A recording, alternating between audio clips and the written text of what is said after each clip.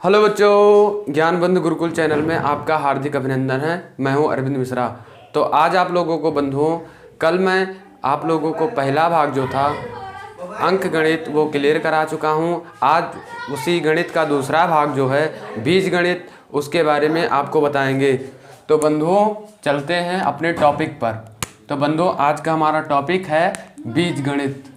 कौन सा टॉपिक है? बीज गणित, जिसे इंग्लिश में अलजेब्रा कहते हैं। अब बंधुओं सबसे पहले जानना ये जरूरी है कि बीज गणित किसे कहते हैं। तो बीज गणित गणित की वह शाखा है। तो बंधुओं क्या बीज गणित गणित की वह शाखा है जिसमें हम बीजीय व्यंजक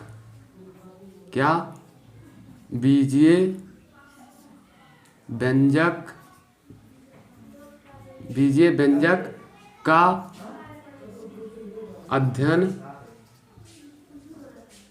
करते हैं। अध्ययन करते हैं। तो बीज गणित जो है बंधुओं वो बीजीय व्यंजक का अध्ययन करते हैं। अब बीजीय व्यंजक क्या होते हैं? अब बंधुओं यह आपको बताते हैं कि बीजीय व्यंजक क्या होते हैं। तो बीजीय व्यंजक बंधुओं, जो बीजीय व्यंजक का निर्माण होता है वो मुख्यतः दो राशियों को अगर हम मिला दें तो हमें भी एक बीजीय व्यंजक प्राप्त हो जाएगा। तो चलते हैं बंधुओं, जानते हैं वो दो राशियां कौन सी हैं। तो वो दो राशियां हैं चरराशि और अचरराशि। तो चर राशियां किसे कहते हैं? चर राशि का जो इंग्लिश होता है वो होता है वेरिएबल, और अचर राशि का जो इंग्लिश होता है वो होता है कांस्टेंट।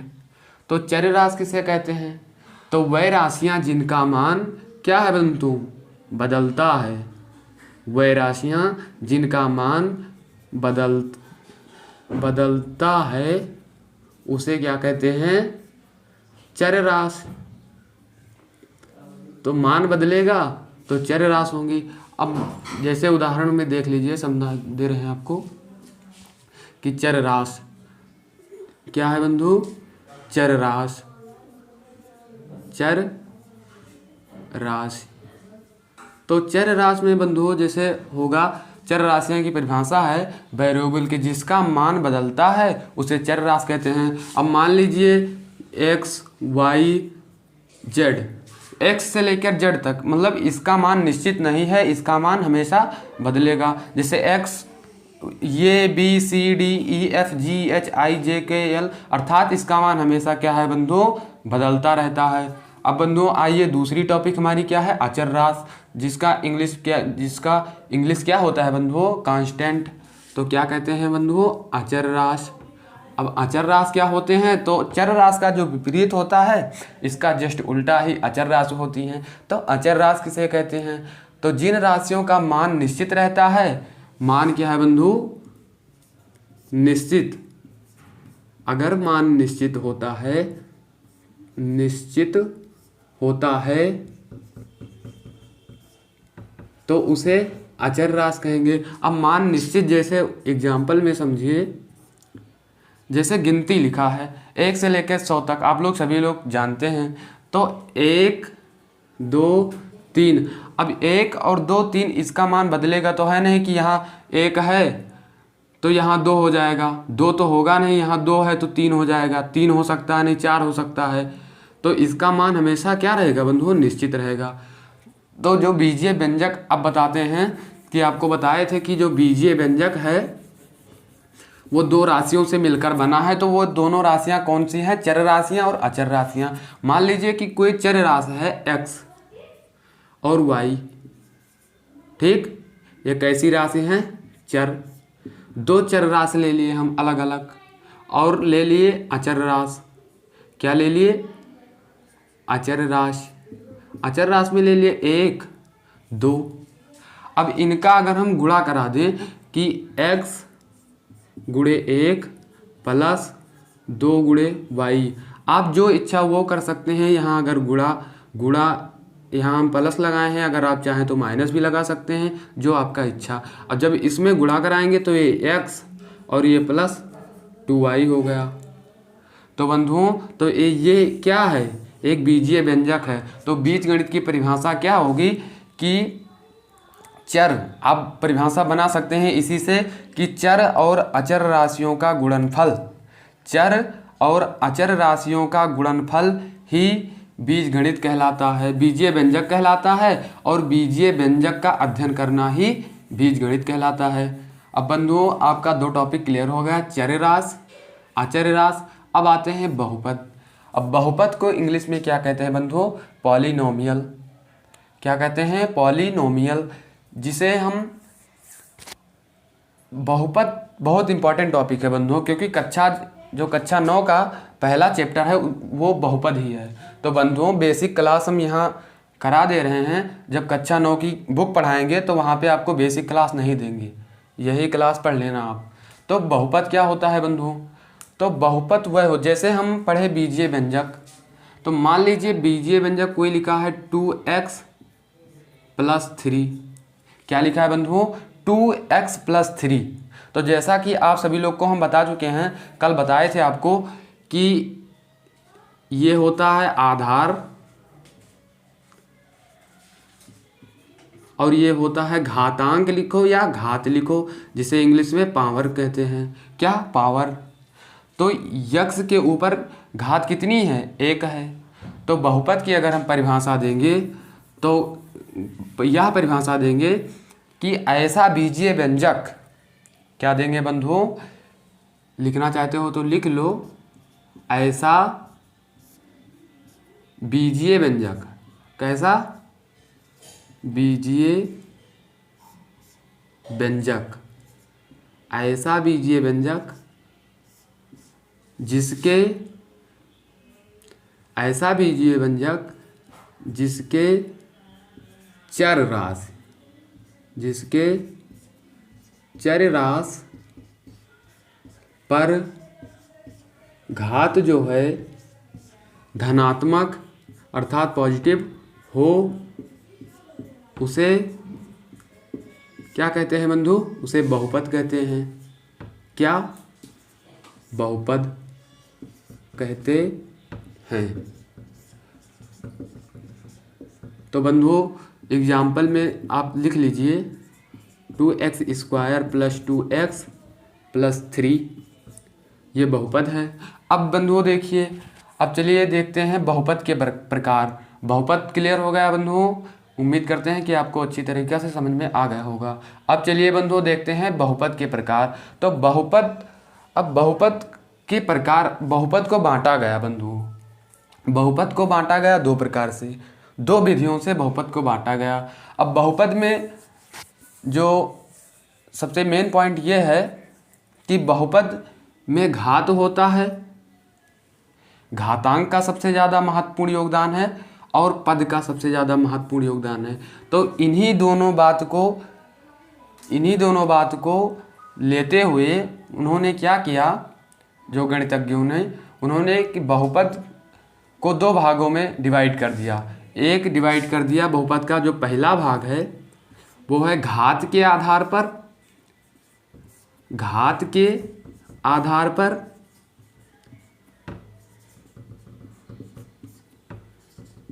और जो दूसरा है बंधु पद के आधार पर। क्या है बंधु? पद के आधार पर। आप लिख लेना बंधु, जगह थोड़ा कम है। पद के आधार पर। तो बंधुओं जो घात के आधार पर है बहुपद, वो 3 प्रकार के होते हैं। कितने प्रकार के बंधुओं? 3 प्रकार के। तो घात के आधार पर बहुपद कितने प्रकार के होते हैं? 3 प्रकार के बहुपद। तो रैखिक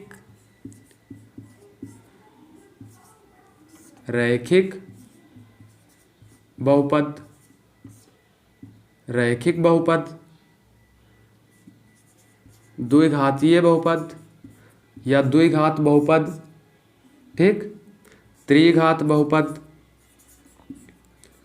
तो अब समझते हैं बंधुओं कि ये बहुपद क्या होती हैं। अब रैखिक बहुपद, अब आपको यहाँ से लिखने से ही स्पष्ट हो गया होगा कि घात के आधार पर बहुपद कितने प्रकार के होते हैं? 3। तो घात के आधार पर बहुपद कितने प्रकार के होते हैं? 3। तो उसमें जो पहला प्रकार है बंधुओं वो है क्या? रैखिक बहुपद। और दूसरा प्रकार क्या है बंधुओं? द्विघात बहुपद। और तीसरा प्रकार है त्रिघात बहुपद। तो रैखिक बहुपद को एक घातीय बहुपद भी कहते हैं। तो बंधुओं अगर इसकी उदाहरण की बात करें, एग्जाम्पल की बात, तो देखिए बंधुओं कि बीजीय व्यंजक में, तो बीजीय व्यंजक आपको बता चुके हैं। जैसे मान लीजिए कोई बीजीय व्यंजक लिखा है 2x+3, तो इसमें अगर आपसे पूछा जाए कि बहुपद की घात कितनी है, ये बहुपद है कि नहीं है, तो आप कहेंगे बहुपद है। और क्यों है? क्योंकि जो यक्स के पावर है, यक्स पर घात है, वो कैसा है, वो धनात्मक है, तो इसलिए यह क्या है, बहुपद है। अब बहुपद, अब इसमें कौन सा बहुपद है, रैखिक बहुपद है या एक घातीय बहुपद है? क्यों? क्योंकि जो यक्स पर घात है बंधु, वो यक्स पर कितनी घात है, एक घात है, तो इसलिए ये रैखिक बहुपद या एक घातीय बहुपद है, हो गया। अब द्विघातीय बहुपद में देखते हैं बंधुओं। अब जैसे यहाँ पर एक घात था तो एक घातीय बहुपद, और यहाँ 3x² + x + 2। अब यहाँ देखिए बंधुओं, यक्स पर कितनी घात हैं, अब यहाँ x पर 2 घात हैं, तो ये बंधुओं कितने, द्विघात बहुपद हो जाएंगे। तो इसी प्रकार देख लीजिए बंधुओं, त्रिघात बहुपद में बंधुओं क्या होगा कि x³ x² + 2x प्लस क्या बंधुओं, 2x और +4। अब इसमें यक्स की घात कितनी है बंधुओं, इसमें 3 है, तो इसलिए ये त्रिघात बहुपद हो गए। ठीक बंधुओं, अब आते हैं बहुपद के दूसरे प्रकार पे। पहला प्रकार हो गया घात के आधार पर बहुपद को 3 भागों में बांटा गया, रैखिक बहुपद, द्विघात बहुपद और त्रिघात बहुपद। इसका उदाहरण भी हो गया बंधुओं। अब देखिए बंधुओं, जो दूसरा है क्या है, पद के आधार पर बहुपद के प्रकार। पद के आधार पर बहुपद के प्रकार में क्या होगा बंधुओं कि ये भी 3 प्रकार के होते हैं। कितने प्रकार के? 3 प्रकार के।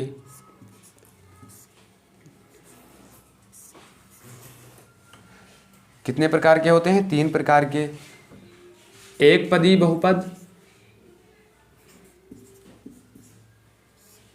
एक पदी बहुपद, द्विपदी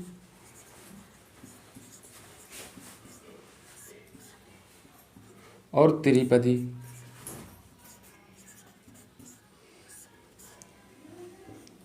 अब एक पदी बहुपद, जिस बहुपद में एक पद हो, एग्जाम्पल में देख लीजिए बंधुओं कि अब एक पदी वैसे शब्द से ही स्पष्ट है, एक पदी, पद मतलब पद होता है बंधुओं। अब पद किसे कहते हैं? जब चर राशियों और अचर राशियों का गुणनफल होता है तो पद बनता है। अब बंधुओं देखिए कि एक पदी, अब जिसमें एक पद हो, जैसे x + 2 3, अब इसमें बंधुओं कितने पद हैं? एक पद हैं। पद किसे कहते हैं? जब चर राशियों और अचर राशियों का गुणनफल होता है तो पद का निर्माण होता है। तो बंधुओं एक पदी बहुपद में 2x + 3, अब ये एक पदी बहुपद हो गया। अगर दो पदी बहुपद की बात किया जाए तो बंधुओं 2x + 2x² कर दो और x + 3 कर दो, ये त्रिघात, ये दो पदी बहुपद हो गया। और बंधुओं जो त्रिपदी बहुपद होगा उसमें 3 पद होंगे, जैसे 2x², 2x³ कर दीजिए, नहीं तो जुड़ जाएगा, 2x², 3x² और 2x और +5। अब ये 3 पदी बहुपद हो गया। क्यों बंधुओं? क्योंकि इसमें 3 पद हैं तो 3 पदी बहुपद, 2 पद हैं तो 2 पदी बहुपद, एक पद हैं तो एक पदी बहुपद। बहुपद के प्रकार हो गए बंधुओं, स्क्रीनशॉट ले लीजिए। ठीक है बंधुओं, चलते हैं अगले टॉपिक पे।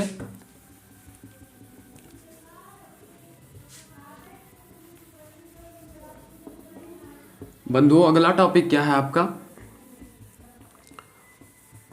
इसको मिटाल देते हैं। बंधुओं अगर वीडियो पसंद आए तो लाइक करें, चैनल को सब्सक्राइब करें, और अगर हमसे कोई गलती हो जाया करे तो बंधुओं उस गलती को कमेंट बॉक्स में ज़रूर लिखें, ताकि जो अगली वीडियो आपको दें उसमें वो गलती बिल्कुल ना करें। अब बंधुओं क्या क्या होगा, बहुपद के प्रकार हो गया। अब बहुपद होने की शर्त क्या है बंधुओं? तो बहुपद होने की शर्त जो है बंधुओं, वो शर्त भी देख लीजिए। तो बहुपद होने की जो पहली शर्त है, जो बहुपद की घात है, बहुपद की जो घात है वो हमेशा क्या, वो हमेशा धनात्मक होनी चाहिए। जो बहुपद की घात है वो हमेशा क्या, धनात्मक होनी चाहिए। नंबर 2, जो बहुपद की घात पर, बहुपद की घात पर, जैसे मान लीजिए बहुपद की घात कोई लिखा है 2x² + 5x + 2, तो ये द्विपदीय बहुपद या द्विघातीय बहुपद दोनों है। तो बंधुओं दूसरा जो नियम है कि बहुपद होने की शर्त क्या है, तो बहुपद की घात धनात्मक होनी चाहिए। और जो दूसरा है बंधुओं कि बहुपद की घात पर अंडर रूट नहीं होना चाहिए। क्या है बंधुओं कि अंडर रूट नहीं होना चाहिए। ठीक, अब बंधुओं ये 2 शर्त है बहुपद होने की। ठीक है बंधुओं, अब चलते हैं अगले टॉपिक पे। बहुपद का मानक रूप क्या है? मान लो कोई बहुपद लिखा है बंधुओं, बहुपद का कौन सा रूप? बहुपद का मानक रूप। मान लीजिए बंधुओं कोई बहुपद लिखा है 2x² + 3x - 7। ठीक, तो ये कैसा क्रम है? आप लोग क्रम पढ़े होंगे आरोही और अवरोही। तो देखिए बंधुओं ये समझ लीजिए, आरोही किसे कहते हैं और अवरोही किसे कहते हैं? आप सभी लोग बंधुओं जानते होंगे ये बात कि आरोही और अवरोही। तो आरोही जो होता है बंधुओं, वो पहले सबसे बड़ी जैसे मान लीजिए कोई संख्या लिखी है 1 2 3 4, तो जो आरोही होगा बंधुओं तो पहले 4, फिर 3, फिर 2, फिर 1, और अवरोही होगा बंधुओं 1 2 3 4। तो वैसे बहुपद का जो व्यापक रूप है बंधुओं, तो चाहे बहुपद का व्यापक रूप चाहे अवरोही में हो या आरोही में हो, दोनों ही रूपों को ही बहुपद का व्यापक रूप कहते हैं। अब बंधुओं ये कैसे रूप में लिखा है? ये बंधुओं कैसे रूप में लिखा है? तो ये आरोही रूप में लिखा है। अगर हम इसी को अवरोही रूप में लिखते हैं बंधुओं तो कैसा होगा बंधुओं? -7 + 3x⁻1 + 2x²। तो ये बंधुओं क्या हो जाएगा? अवरोही क्रम, क्योंकि 1 2। उम्मीद करते हैं यह भी बात आपको समझ में आ गई होगी। अब समझ लेते हैं बंधुओं शून्य बहुपद। अब शून्य बहुपद किसे कहते हैं बंधुओं? क्या कौन सी है 7वां नंबर? शून्य बहुपद। शून्य बहुपद। अब शून्य बहुपद किसे कहते हैं बंधुओं? तो जैसे आप लोगों ने यहाँ देखा है कि जैसे मान लीजिए कोई एग्जाम्पल लिखा है, सॉरी बंधुओं, 2x² + 5x + 2। तो जो बहुपद का गुणांक, अब इसमें बहुपद का गुणांक क्या होगा बंधुओं? तो जो ये बहुपद के आगे लिखा है, जो बहुपद के आगे अचर राशि लिखा है, अचर राशि है, उसी को बहुपद क्या कहते हैं बंधुओं? बहुपद का गुणांक। तो बहुपद का गुणांक अगर शून्य हो जाए, मान लीजिए 2 के स्थान पर अगर शून्य होता 0x² + 5 × 0 + 2, तो ये तो बहुपद नहीं बचता। क्यों? क्योंकि 2 आ जाता। 2 ताकि कैसी राशि है? अचर राशि है। और बहुपद यानी पद कब बनता है? जब चर और अचर राशियों का गुणनफल होता है, तब पद का निर्माण होता है। ठीक बंधुओं, तो शून्य बहुपद वो होते हैं जिन बहुपदों का गुणांक शून्य होता है, उन्हें क्या? शून्य बहुपद कहते हैं। अब चलते हैं बंधुओं अगले टॉपिक पे। अगला टॉपिक क्या है? द्विघात बहुपद निकालने के नियम। द्विघात बहुपद निकालने के नियम जानने से पहले हमको ये जानना बहुत ज़रूरी है कि मूल किसे कहते हैं। मूल, अगर बहुपद दिया है तो बहुपद में मूल क्या होंगे? तो बंधुओं पहले ये समझो, द्विघात बहुपद के मूलों के लिए यहाँ टॉपिक पड़ी है कि द्विघात बहुपद के कितने, द्विघात। द्विघात तो समझ गए आप लोग ना कि जो x के पावर होगा वो क्या होगा, 2 होगा। तो दो घात बहुपद के लिए मूलों के, दो घात बहुपद के मूलों के लिए क्या है, योग है। बताएंगे आप लोगों को अल्फा बीटा क्या है और अल्फा बीटा क्या है, इसमें ये बताएंगे। और b अपान ये भी क्या है, ये भी बताएंगे। मान लीजिए कि कोई दो घात बहुपद लिखा है बंधुओं, कोई ax² plus bx plus c, व्यापक रूप में, ये द्विघात बहुपद का कौन सा रूप है, व्यापक रूप है। तो बंधुओं इसमें अल्फा और बीटा, अल्फा बीटा क्या है, अल्फा बीटा क्या है बंधुओं, वो जो बहुपद के शून्यांकों का क्या है, योग है। क्या है, बहुपद के शून्यांकों का योग। और गुणनफल क्या है, अल्फा इंटू बीटा जो है, अल्फा इंटू बीटा वो गुणनफल है किसका, बहुपद के मूल का। बहुपद के मूल का हो, मूलों या शून्यांक का हो, बात एक ही है। अब बंधुओं देखिए कि अल्फा प्लस बीटा बराबर क्या लिखा है, माइनस बी अपान ये। अब बी क्या है बंधुओं, यहाँ गुणांक है, बता चुके हैं आपको कि ये कैसी राशि होगी, ये अचर राशि होगी। और ये चर, अब चर राशि और अचर राशियों के मिलने से ही पद का निर्माण होता है बंधुओं। तो ये अचर राशि और ये भी अचर राशि, ये अचर राशि होगी, ठीक। तो बंधुओं जो alpha plus beta, alpha plus beta मान लिया गया है बंधुओं, तो अल्फा प्लस बीटा जो होगा वो माइनस बी अपान ये, अर्थात जो x का गुणांक है उसका ऋण, अर्थात बंधुओं जो x का गुणांक है उसका ऋण, और जो x² का गुणांक है उसका अगर बटे कर दें, अगर x के गुणांक का, x के गुणांक को x² के गुणांक से भाग दे दें, लेकिन माइनस से गुणा भी करा दें, तो ये अल्फा प्लस बीटा का योग मिल जाएगा। अब बंधुओं जैसे देख लीजिए, उदाहरण कोई भी यहाँ पर है, यही ले सकते हैं आप। अगर हमको अल्फा और प्लस बीटा की वैल्यू निकालना है तो क्या होता है, माइनस बी अपान ये। तो बी का मान कितना है बंधुओं, बी का मान है 3, और ये का मान कितना है बंधुओं, 2। तो माइनस 3 बटे क्या हो जाएगा, 2। अगर यही पूछ लिया कि जो मूलों का गुणनफल क्या होगा, तो गुणनफल अल्फा इंटू क्या हो जाएगा बंधुओं, बीटा। तो क्या होता है, सी अपान ये। आप लोग समझ गए होंगे कि सी क्या है। तो सी बंधुओं यहाँ क्या है, 7। तो क्या हो जाएगा, -7 बटे ये क्या है बंधुओं, 2, ठीक। तो ये बात क्लियर हो गई। अब देखिए बंधुओं बहुपद निकालने के नियम क्या हैं। तो बहुपद निकालने के जो नियम होंगे बंधुओं वो कुछ इस प्रकार हैं। जो बहुपद निकालने के नियम हैं इसको मिटा देते हैं, शॉर्ट स्क्रीन लेना हो तो ले लीजिए। तो बंधुओं जो बहुपद निकालने के नियम हैं वो कुछ इस प्रकार हैं, देखिए बंधुओं। तो बहुपद निकालने का एक सूत्र है, बहुपद द्विघात बहुपद निकालने के लिए एक नियम बना, जैसे देखिए बंधुओं वो नियम क्या है कि x² minus alpha plus beta into x और फिर plus alpha into beta.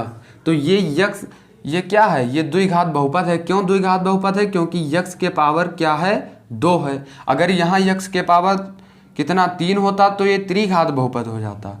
x के पावर 2 है तो इसलिए ये 2 घात बहुपद हो गया। अगर x के पावर 1 होता तो ये रैखिक बहुपद हो जाता। तो बंधुओं अल्फा और बीटा का नाम अभी हम निकाले थे, तो वही मान जब यहाँ पुटअप कर देंगे तो हमें द्विघात बहुपद प्राप्त हो जाएगा। तो ठीक है बंधुओं, आज आपका काफ़ी टॉपिक क्लियर कर चुके हैं। अगर मान लीजिए कि यहाँ पर द्विघात बहुपद निकालने में समझ गए होंगे कि बता दें एग्जाम्पल देख लीजिए एक। मान लीजिए हमको मूल दिया है, मूल क्या दिया है, मूल हमको दिया है जो अल्फा प्लस बीटा की जो वैल्यू है, अर्थात मूलों का जो योग है वो कितना दिया है, 8 दिया है। क्या दिया है, 8। और जो अल्फा इंटू बीटा, अर्थात जो मूलों का गुणनफल है वो कितना दिया है, 4 दिया है। तो इन दोनों से अगर हम द्विघात बहुपद बनाना चाहें तो क्या हो जाएगा बंधुओं कि x स्क्वायर माइनस 8x और प्लस 4। अब देखते हैं बंधुओं कैसे, क्योंकि आपको हम सूत्र लिखाए थे कि x square minus alpha plus beta into x plus alpha into beta. तो वही जो मान है वही पुटअप कर दिए हैं। अब x 8, अब यहाँ जो अल्फ़ा प्लस बीटा का मान है वो यहाँ लगा दिए हैं तो 8, तो 8x और अल्फ़ा इंटू बीटा का मान यहाँ लगा दिए हैं जो 4। तो वही हो गया बंधुओं। इसी के साथ मिलते हैं अगले वीडियो में बंधुओं। अगर वीडियो पसंद आए तो लाइक करें, चैनल को सब्सक्राइब करें। अगर कोई इसमें गलती हुई हो तो कमेंट बॉक्स में उस गलती को लिखें, ताकि अगली जो आने वाली वीडियो है उसमें हम इस गलती को ना करें। ठीक है बंधुओं, जय हिंद।